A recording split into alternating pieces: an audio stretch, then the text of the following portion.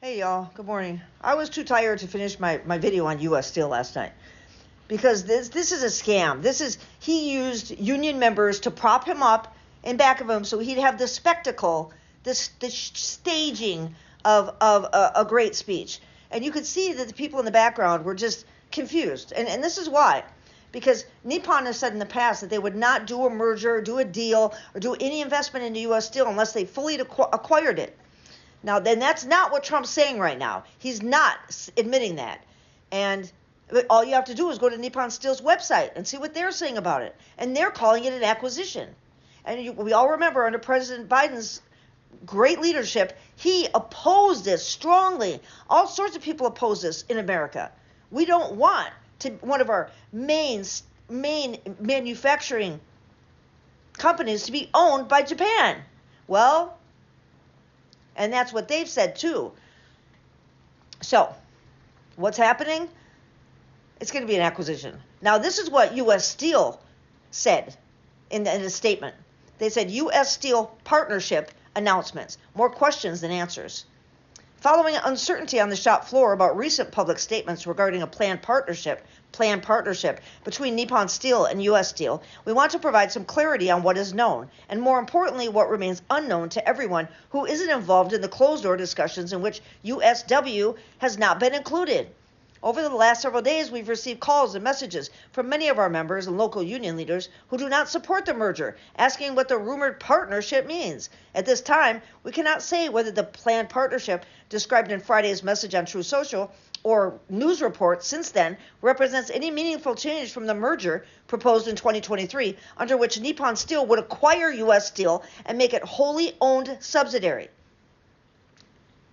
Throughout recent months, as the public conversation has turned to Nippon investing in U.S. Steel or partnership with U.S. Steel, Nippon has maintained consistently that it would only invest in U.S. Steel facilities if it owned the company outright. We've seen nothing in the reporting over the past few days suggesting that Nippon has walked back from its position, because it hasn't. We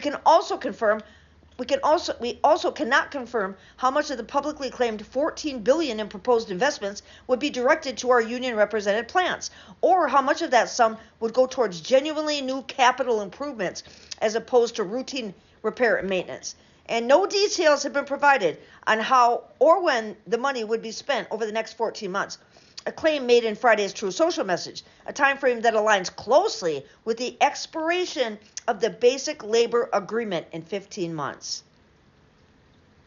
Our core concerns about Nippon Steel, a foreign-owned corporation with a documented history of violating U.S. trade laws, remain as strong and valid today as ever, and that is so whether U.S. Steel and Nippon adhere to the same deal that they have pursued since December 2023, or whether they tweak the terms to satisfy concerns in Washington.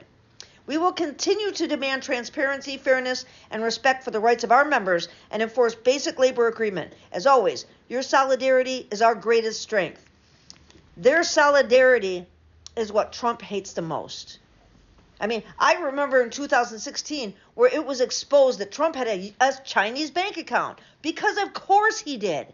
In fact, that in 2016 he paid like $888,000 in taxes to China, while he paid $750 in taxes to the United States. I remember that. I will put up the graphic from that. I mean, I'll do the story all over if you want to hear it. But Midas Touch was talking about that yesterday. So if you want to catch that, you can go over there too. I'm telling you, he is so grimy. And he used Chinese steel in all of his foregaw, just went right over U.S. Steel.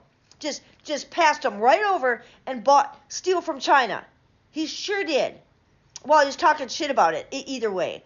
And we all saw the post that he made on True Social on the 30th about how China was suffering under the 145% tariffs. They had to close down factories. They had, as I understand it, civil unrest, he said.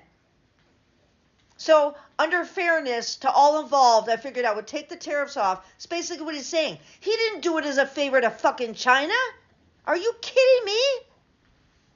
Factories didn't, maybe a couple factories closed. There was no civil unrest over there. they were just going 145% tariffs. Who cares? We were prepared this time. They don't need us.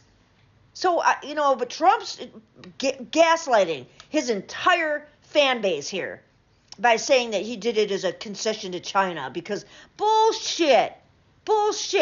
You did it because your poll ratings are underwater. Nobody likes your policies. They're killing America and American industries. That's why you tacoed out on China. This guy, man. But he used those people at U.S. Steel to put behind him to make the show. There's not a merger. It's an acquisition.